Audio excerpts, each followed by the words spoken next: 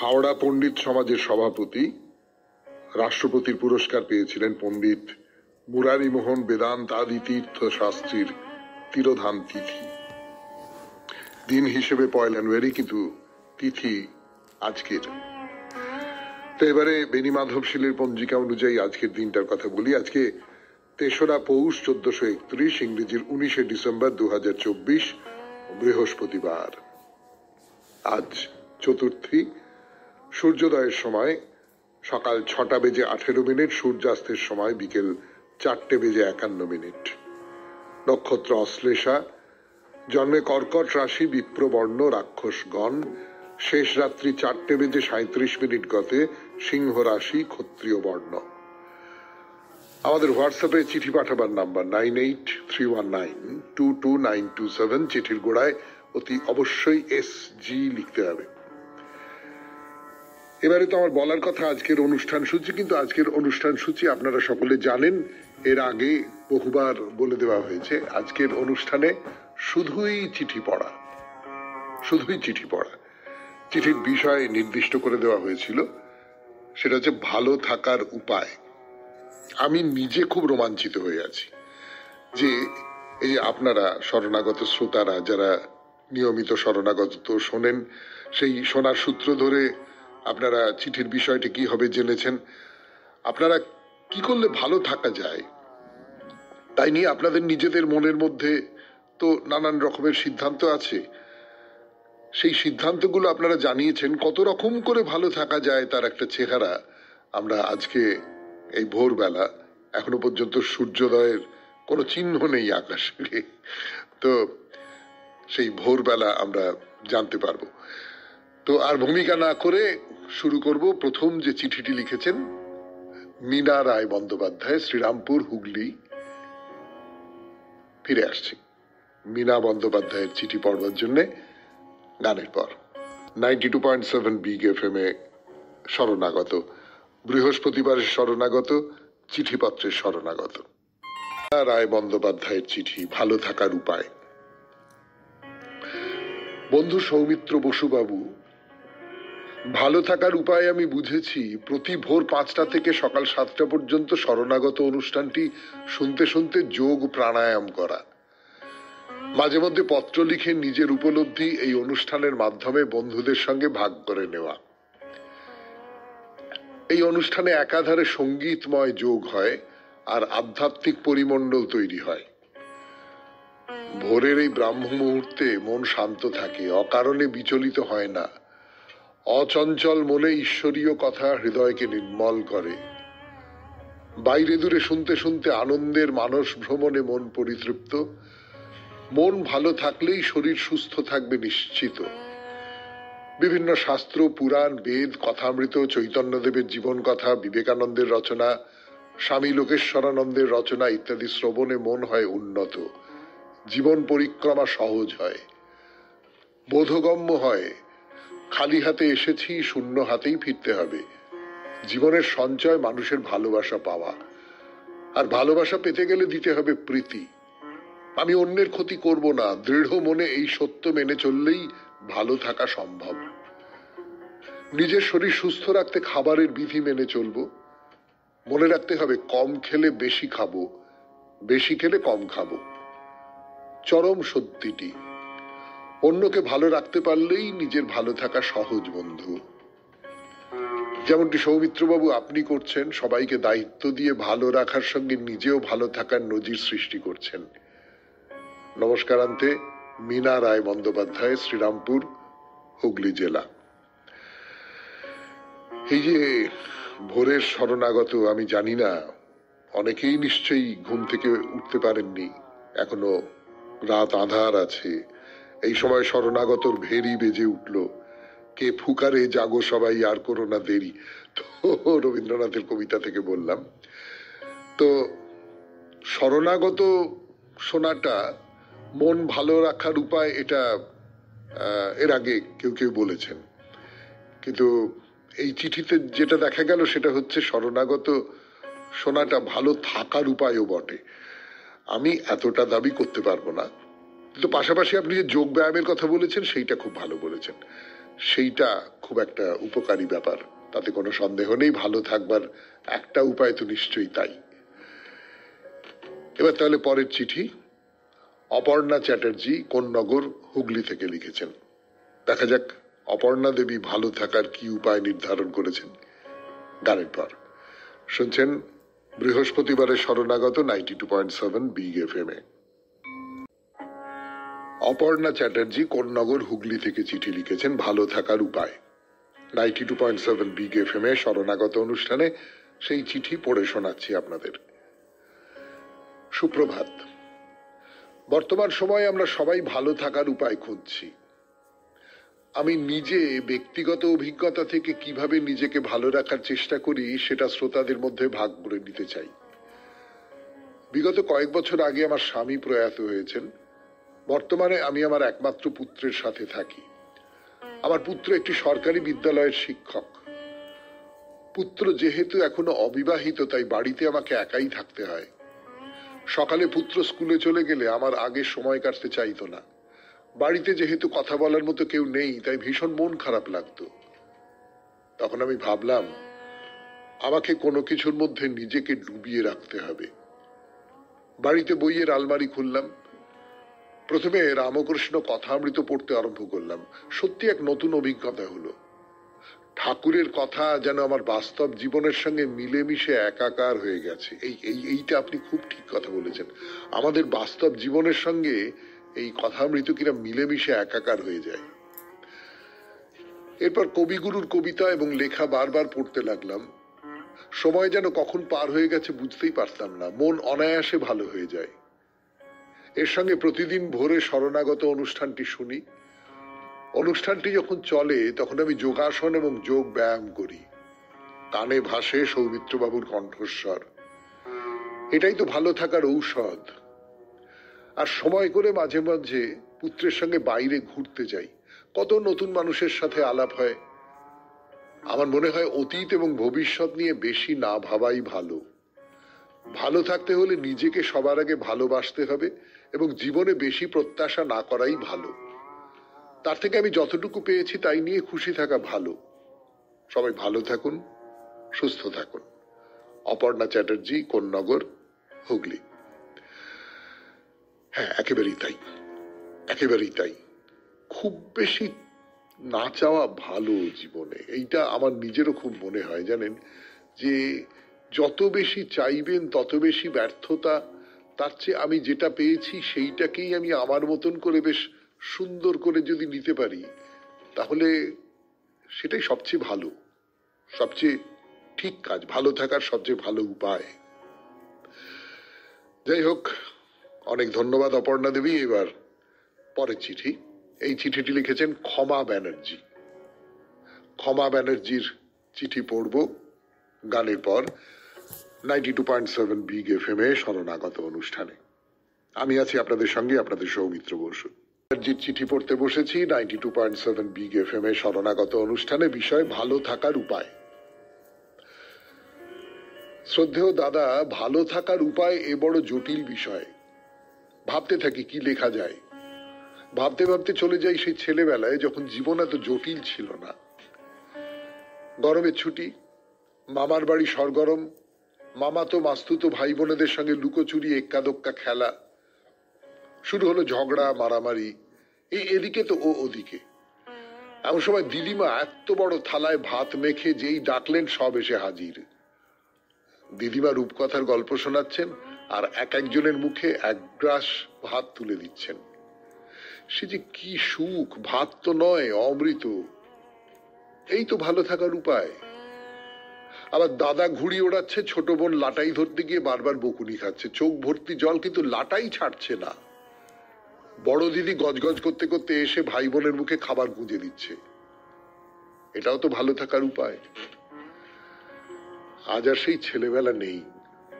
আমরা এই ছেলেবেলায় মানুষ হওয়া মানুষগুলোই আমাদের ছেলেপুলেদের ঠেলে দিচ্ছি ইঁদুর দৌড়ের দিকে।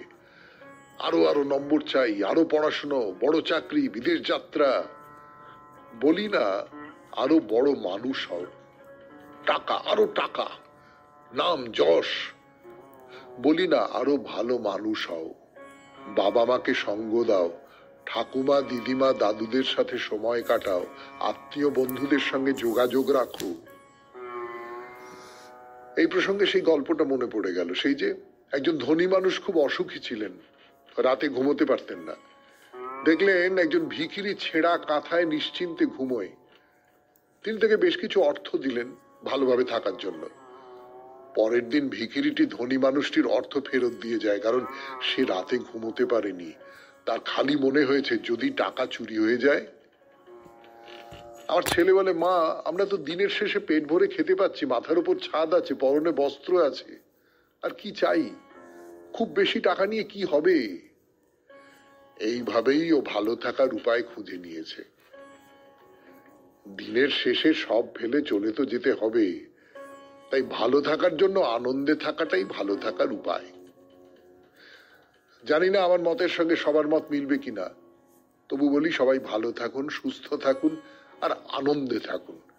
জীবনটা চেটে পুটে উপভোগ করুন। দাদা আমার প্রণাম নেবেন। শরণাগত পরিবারের সবার জন্য রইল শুভ কামনা। নমস্কারান্তে, ক্ষমা ব্যানার্জি। একেবারে ঠিক কথা বলেছেন আপনি। মানে অন্য কে আপনার সঙ্গে একমত হবেন না হবেন আমি জানি না, কিন্তু এই যে আপনি এবং আপনার ছেলেও যে কথা বলেন, সেও তো আপনি চিঠিতে যা লিখেছেন তার সুরেই সুর মিলিয়ে বলছেন। এইটাই হচ্ছে ভালো থাকার উপায়, যে জীবনে যেটুকু পাচ্ছি, যা কিছু পাচ্ছি, সেইটাকে একেবারে চেটে পুটে ভোগ করে নেওয়া। ভোগ মানে অনেক টাকা পয়সা ও মুক্তভোগ নয়। ভোগ মানে তার থেকে আনন্দ পাওয়া, সব কিছুর থেকে আনন্দ পাওয়া। এই যে শরণাগত অনুষ্ঠান থেকে আপনারা আনন্দ পাচ্ছেন, শরণাগত সত্যি সত্যি তার মধ্যে কি আছে না আছে আমি বলতে পারবো না, কিন্তু আপনাদের মধ্যে ওই আনন্দের প্রশ্রবণটা আছে বলেই তো আপনারা আনন্দ পাচ্ছেন। পরের চিঠি, সতীনাথ শান্তারা, সার্পেন্টাইন লেন, কলকাতা 14। ফিরে আসছি গানের পর। ভালো থাকার উপায় নিয়ে সতীনাথ শান্তারা কি লিখেছেন সেটা দেখি। 92.7 বিগ এফএম এ শরণাগত অনুষ্ঠান শুনছেন আপনারা। আমি আছি আপনাদের সঙ্গে, আপনাদের সৌমিত্র বসু। নমস্কার সৌমিত্র বাবু। এবারে আপনার লেখার বিষয় হলো ভালো থাকার উপায়।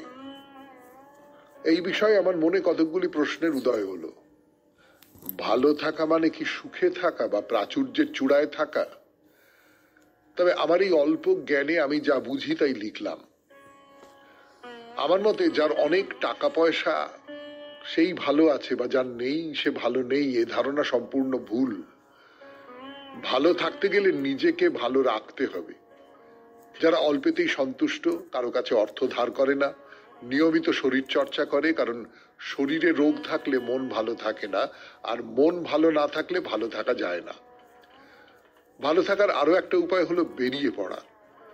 ভারতের তথা পৃথিবীতে কত দেখবার স্থান আছে, সেইগুলো দেখা। অবশ্য এই জন্য টাকার দরকার, যার নেই তার জন্য শরণাগত আছে।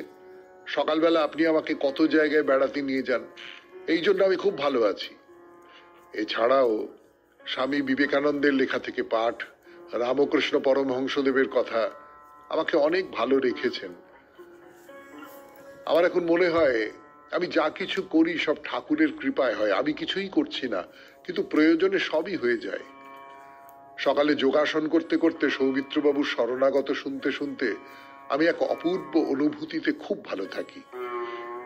এর জন্য শরণাগত পরিবারের সকলকে আর সৌমিত্রবাবুকে আমার অজস্র ধন্যবাদ। নমস্কারান্তে, সতীনাথ শান্তারা, সার্পেন্টাইন লেন, কলকাতা 14।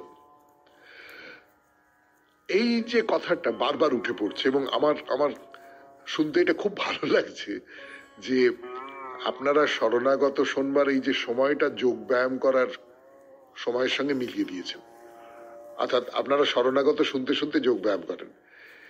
এই যোগ ব্যায়াম করাটা যে কত ভালো, আমার এই শরণাগত করবার সময়টায় তো যোগ ব্যায়াম করার উপায় থাকে না, কিন্তু সত্যি সত্যি খুব ভালো। এই দুটো একসঙ্গে মিলিয়ে আপনারা ভালো আছেন, ভালো থাকার উপায় অন্যকে বলতে পারছেন, এইটা একটা খুব ভালো ব্যাপার। পরের চিঠি সুভাষগ্রাম থেকে লিখেছেন দেবব্রত ভৌমিক।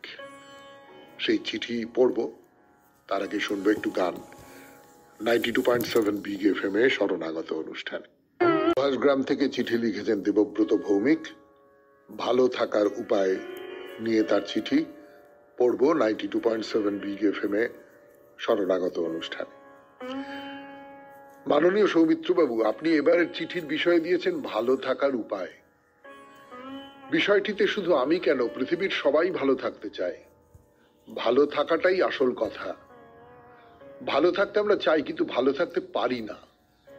বিশেষ করে এখন তো ভালো থাকাটাই দায়। মন সবসময় অশান্তিতে ভরে থাকে। তাই বলে হাল ছেড়ে দিলে তো জীবনে চলাই মুশকিল। তবে ভালো থাকার পথ আমাদের এক একজনের কাছে এক এক রকম। আমরা কেউ পুরনো দিনের গান শুনে ভালো থাকি, আবার আমি ছবি অঙ্কন করে ভালো থাকার চেষ্টা করি। রবি ঠাকুরের গান আমাদের ভালো থাকার একটা বিশেষ ঔষধ। রবি ঠাকুরের গানের মধ্যে ডুবে থাকলে আমরা সবকিছুই পেয়ে যাই। প্রতিদিনের ভোরবেলার শরণাগত শুনে আমি জীবনের অনেক মানে খুঁজে পাই। আমি আগে মাঝে মাঝে হতাশ হয়ে পড়তাম, সেই সময় ভোরবেলার শরণাগত আমাকে পথ দেখিয়েছেন। স্বামীজির রচনা থেকে পাঠ, পুরাণ চিরন্তন, ঠাকুরের কথামৃত, সারদা মায়ের কথা, স্বামী লোকেশ্বরানন্দের বাণী, বাইরে দূরে, এসব থেকে আমাকে অনেক অনেক সাহায্য করেছে এবং আমি ভালো থাকার অনেক উপায় বার করতে পেরেছি। এখানেই শেষ করছি। প্রণাম নেবেন। দেবব্রত ভৌমিক, সুভাষগ্রাম। একটা ব্যাপারে আমার একই সঙ্গে খুব আনন্দ হচ্ছে এবং একই সঙ্গে খুব সংকোচও হচ্ছে। তার কারণটা আপনারা নিশ্চয়ই অনুমান করতে পারছেন।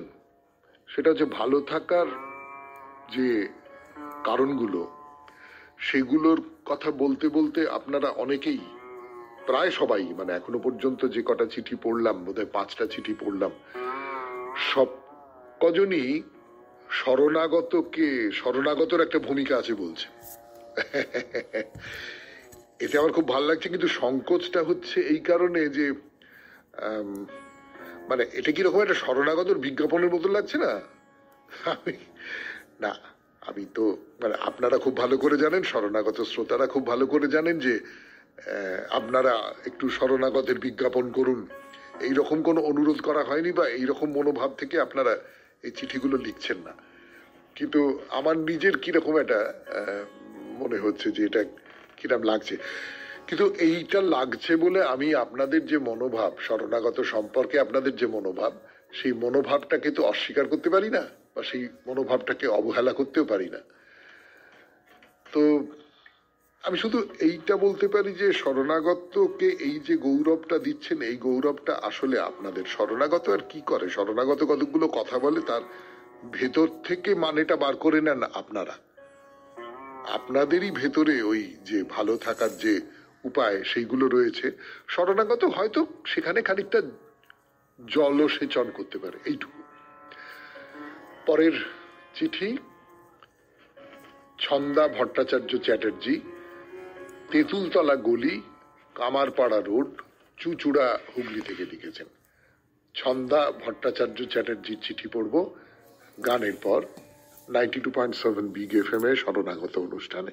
ভট্টাচার্য চ্যাটার্জি, 92.7 বিগ এফএম এ শরণাগত অনুষ্ঠান শুনছেন। আমি আছি আপনাদের সঙ্গে, আপনাদের সৌমিত্র বসু। এবারের বিষয়টা শুনেই টলস্টয়ের সেই বিখ্যাত গল্পটা মনে পড়ে গেল। সেই যে মানুষটি সূর্যোদয় থেকে সূর্যাস্ত পর্যন্ত দৌড়ে জমিদারের কাছ থেকে প্রচুর জমির মালিকানা পাবার আশায় শেষ পর্যন্ত 3.5 হাত জমি দখল করতে পারল। আমরা কেউই ভাবি না যে আমরা ধুলো থেকে এসেছি, আবার ধুলোয় মিশে যাব। যতই পার্থিব সম্পদ সঞ্চয় করি না কেন, সঙ্গে কিছুই নিয়ে যেতে পারবো না। তবুও আমাদের আরো চাই, আরো আরো আরো। যতই থাক আমরা সন্তুষ্ট হই না, লোভ ক্রমাগত বেড়েই চলে। কিন্তু না যাতু কামঃ কামানমুপভোগ্যেন সাম্যতি। তাই লোভ ত্যাগ করতে পারলেই আমরা ভালো থাকবো। আরো একটা উপায় আমাদের বলে গেছেন শ্রীমা সারদা। বলেছেন অন্যের দোষ দেখো না। যদি আমরা কোনো কাজে ভুল হলে অন্যের ওপর দোষ না চাপিয়ে নিজের কি ত্রুটি আছে ভাবতে পারি আর তা সংশোধন করে নিই, তাহলেই ভালো থাকা যায়। যদি আমরা ঈর্ষা, পরশ্রী কাতরতা ত্যাগ করতে পারি, সব সময় আমার থেকে অন্যের কত বেশি আছে না দেখে আমার থেকে কতজন কতটা কষ্টে আছে দেখতে পারি, তাহলে আমাদের অভাববোধ দূর হবে, আর তাহলেই মানসিক শান্তি পাবো। আর একটা কথা আমার মনে হয়, এক্সপেকটেশন ব্রিংস সরো। যদি আমরা প্রত্যাশা ত্যাগ করতে পারি, ফলের আশা না করে শুধু কর্ম করে যেতে পারি, তাহলেই ভালো থাকা যায়। পরিশেষে সেই রবীন্দ্রনাথের কথাই এসে যায়, যদি ভাবতে পারি সবার শেষে যা বাকি রয় তাহাই লব, তাহলেই সব সমস্যার সমাধান। আমরাও ভালো থাকতে পারি আর অন্যদেরও ভালো রাখতে পারি। শরণাগত সবাইকে এবং সব শ্রোতা বন্ধুকে সকালের শুভকামনা জানিয়ে শেষ করছি। ছন্দা ভট্টাচার্য চ্যাটার্জি, তেঁতুলতলা গলি, কামারপাড়া রোড, চুঁচুড়া, হুগলি। খুব ভালো চিঠি, খুব ভালো চিঠি। একেবারে পরিষ্কার করে ভারী সুন্দর স্বচ্ছন্দ ভাষায় ভালো থাকার উপায়গুলো বলে দিয়েছেন। এবং আমার নিজের কিরকম মনে হচ্ছে যে এই যে ভালো থাকার উপায়গুলো আপনারা বলছেন, প্রায় সকলের সঙ্গে সকলের কোনো না কোনো ভাবে মিল হয়ে যাচ্ছে। হয়তো কেউ নতুন একটা কথা বললেন, কিন্তু সেও শেষ পর্যন্ত ওই অন্যের কথার দিকেই যাচ্ছে। তার মানে ভালো থাকার যে উপায়, সেই উপায় খুব বেশি নানান রকম কিছু নয়, সেগুলো সহজ। সহজ হওয়াটাই ভালো থাকা। যাই হোক, পরের চিঠি কল্যাণ সরকার, কালীপদ মুখার্জি রোড, কলকাতা 8 থেকে। ফিরে আসছি গানের পর। ভালো থাকার উপায়। ভালো থাকতে গেলে ছোট থেকেই সেই পরিবেশ রচনা করতে হয়, তার জন্য বাবা মারও সেই চেষ্টার প্রয়োজন। শুধু ভালো খাবো না ভেবে ভালো থাকবো কিভাবে তা ভাবতে হবে। উপনিষদের কথা মতো চক্ষুর দ্বারা ভালো দেখিব, কর্ণর দ্বারা ভালো কথা শ্রবণ করিব। পরিবেশ যদি ভালো হয়, খারাপ যা কিছু তা সব দূরে সরিয়ে রাখবো। চলাফেরার পথে অনেক কিছু খারাপ কথা শুনি, সেগুলোর তো আমরা বলি না। এইভাবে দেখব উপনিষদের কথা মতো আমরা ভালোর পরিমণ্ডলে ঢুকে পড়েছি। সবকিছুই ভালো। এই করেছ ভালো নিঠুর হে। কবির সেই ভালোর রাজ্যে ঢুকে পড়েছি। মন ভালো থাকবেই। এছাড়া সবসময় পজিটিভ চিন্তা করতে হবে। ভালো ভালো ভালোই সব। শরণাগত এমনিতেই ভালো লাগে, তখন দেখবো আরো ভালো লাগছে। কল্যাণ সরকার, কালীপদ মুখার্জি রোড, কলকাতা 8। এইটা একটা দারুণ কথা বলেছেন যে শরণাগত এমনিতেই ভালো লাগে, তখন দেখবো আরো ভালো লাগছে। অর্থাৎ আমার মনটাকে যদি আমি পরিশুদ্ধ করে নিতে পারি, মানে শরণাগত ভালো লাগাটা যদি একটা মাপকাঠি হিসেবে ধরি, আমি যদি মনটাকে পরিশুদ্ধ করে নিতে পারি, মনটাকে সুন্দর করে নিতে পারি, তার জন্য যা যা কিছু করা দরকার সেইগুলোর কথা কল্যাণবাবু লিখেছেন, তাহলে শরণাগত আরো ভালো লাগবে, আরো বেশি করে ভালো থাকতে পারবো। আপনাকে অনেক ধন্যবাদ কল্যাণবাবু।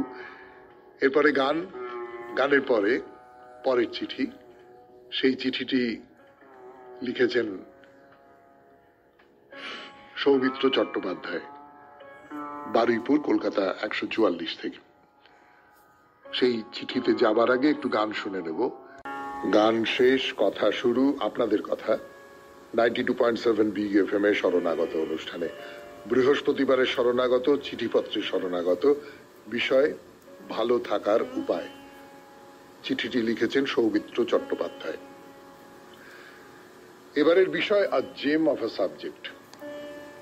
এখনের জীবনটা এত গতিশীল, সমস্যা সংকুল, প্রতিযোগিতাময় যে চাপের ওজন জগদ্দল পাথরের ভার, বা বইয়ের চাপে বই পোকা পড়ুয়ার ছিঁড়ে চ্যাপটা হবার মতোই বিতিকিচ্ছিরি কাণ্ড। চাহিদার পাহাড় আকাশ ছুঁয়েছে। এর মধ্যে সৌমিত্রবাবু ভালো থাকার কথা তুলে একেবারে টার্গেটে বিঁধিয়েছেন, তাকে প্রণাম। আজকাল দেখি সকলের কি উত্তুঙ্গ আশা, সন্তানকে এটা ওটা এমন কিছু বানাতেই হবে যাতে সবাইকে দেখানো যায়, দেখো আমার অমুক কেমন তালেবর। এই প্রত্যাশা সংক্রামক ব্যাধির আকার নিয়ে সমাজটাকেই অস্বস্তিকর পরিস্থিতিতে ফেলেছে। দিন রাত বই ব্যাগ ঘাড়ে, এই টিউটার ওই টিউটার, স্কুল অথবা খেলার সরঞ্জাম ঘাড়ে, এমাট ওমাট, কোচ, পারা না পারা নিয়ে সন্তানকে দিবারাত্র গঞ্জনা, বাপ মায় খিটিমিটি। স্বাভাবিক ভালো থাকাটাই উচ্চ হয়ে যাচ্ছে। মনে পড়ে আমার ছেলেবেলায় 5 ভাই বোন একসঙ্গে মানুষ হয়েছি। লেখাপড়া সামান্য যা কিছু শিখেছি, যার যা প্রতিভা অল্প বিস্তর প্রকাশও হয়েছে, তলিয়ে কেউ যায়নি। কিন্তু জীবন ছিল মুক্ত, তাড়না গঞ্জনা নেই। বাবা মা খালি বলতেন নিজের কাজটা যত্ন করে করো, মানুষ হও। সকলেই জানতো মানুষ হতে হবে। সামান্য যা কিছুতেই ভালো থাকতুন, চাহিদাহীন। তখনকার আর 5টা পরিবারও এইরকমই ছিল। সেই প্রজন্মই আজকের বাবা মা হয়ে তাদের অপূর্ণ প্রত্যাশা চাপাচ্ছে সন্তানের মাথায়, তার প্রবণতাটা অগ্রাহ্য করে। ভালো থাকার একটা উপায় কিন্তু এই সংকুল সমাজেও চাহিদা প্রত্যাশাকে সংযত করতে হবে। সাম্প্রতিক সমাজে নানান বিষয়ে দুর্বিষহ চাপে আমরা ভালো থাকতে ভুলেই যাচ্ছি। ওইটাকে প্রধান না করে নিজের প্রতিভাটা যদি শখ হিসেবে বের করতে পারি, তো মনটা চাপ মুক্ত রাখতে পারি। বাবা বলতেন তোমার নিজস্ব শখ বানাও, চাপ মুক্ত হতে শিখবে। সামান্য কিছু আঁকতে পারতুম। দেখেছি খুব বিরুদ্ধ অবস্থায় কাগজ কলম নিয়ে আঁকায় মনোনিবেশ করে অদ্ভুত ভালো লাগার স্পর্শ পেত, আজও পাই। মা বলতেন মনে চাপা থাকা ঘটনা ডায়েরিতে লিখলে অনেকটা ভারমুক্ত হওয়া যায়। দেখলুম লেখার সূত্রে ভেতরের একটা সাহিত্যিক সত্তা অতি নগণ্য হলেও পারিপার্শ্বিকের আঁচ থেকে নিজস্ব জগতে নিমগ্ন রাখে, ভালো থাকার দিশা দেখায়। আজ ওই আঁকা লেখা আমার ভালো থাকার উপায়। চিঠিটা বড় হলেও একটা কথা না লিখে পারছি না। শরণাগত প্রতি ভোরে এমন এক শান্তিময় আবহ তৈরি করে যে ভালো থাকার একটা সঠিক লাইফস্টাইল জ্ঞানচক্ষে স্পষ্ট হয়। কথামৃত স্বামীজি, লোকেশ্বরানন্দজিরা সৌমিত্রবাবুর নিজস্ব অনন্য কথায় উজ্জ্বলতায় উদ্ভাসিত হয়ে ওঠেন। ভালো থাকার স্বর্গীয় পথ বহুদূর পর্যন্ত প্রকাশিত হয়। বেশ বুঝতে পারি ভালো থাকার মূল পাথেয় সবার সঙ্গে ভালো ব্যবহার। পাইওনিয়ার শরণাগত সেই শিক্ষা দেয়। সৌমিত্র চট্টোপাধ্যায়, বারুইপুর, কলকাতা 144। এইটা না একটা অদ্ভুত ব্যাপার। সত্যি সত্যি এর কারণও আছে। মানে আমরা যারা এইরকম করে খেলে ধুলে বাড়ির চাপ মুক্ত হয়ে বড় হয়েছি, তারাই আমাদের সন্তানদের ওই রকম একটা প্রতিযোগিতার মুখে ঠেলে দিচ্ছি। তার একটা কারণ কিন্তু নিরাপত্তা বোধের অভাব। এটা আপনারা বুঝতে পারেন। চাকরির ক্ষেত্রে, স্বচ্ছন্দ জীবনযাপনের ক্ষেত্রে খেয়ে পড়ে বাঁচতে হবে, তো এইটাই তো মোদ্দা কথা। এই কথাটা আমাদের বাবা মারাও বলতেন, কিন্তু আমরা আরো বেশি করে বলি এবং আরো বেশি করে চাপিয়ে দেবার চেষ্টা করি।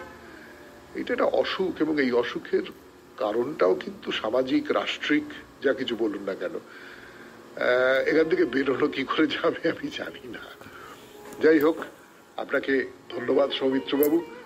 আমাদের আজকের শেষ চিঠি লিখেছেন দিব্যেন্দু মুখোটি, দমদম নাগের বাজার থেকে। পড়ব সেই চিঠি, তার আগে শুনবো গান 92.7 বিগ এফএম এ বৃহস্পতিবারের শরণাগত অনুষ্ঠানে। দিব্যেন্দু মুখোটি আজকের শেষ চিঠির পত্র লেখক। 92.7 বিগ এফএম এ শরণাগত অনুষ্ঠান শুনছেন, বৃহস্পতিবারের শরণাগত। আপনার এই বিষয় নির্বাচনটিও কথামৃতের মতোই কত সাধারণ, কিন্তু কত গভীর। মানুষের জীবনে এত কর্মকাণ্ডের শেষ লক্ষ্যটা কি? সেই ভালো থাকা। কিন্তু কিভাবে? রাস্তা কি হবে? এটা কিন্তু প্রত্যেক মানুষের ক্ষেত্রে ভিন্ন, তা আমরা সহজেই ভুলে যাই। আর বিপত্তি সেই জায়গাতেই। এই উপায় বলতে গিয়ে আমি কথামৃতের আশ্রয় নেব।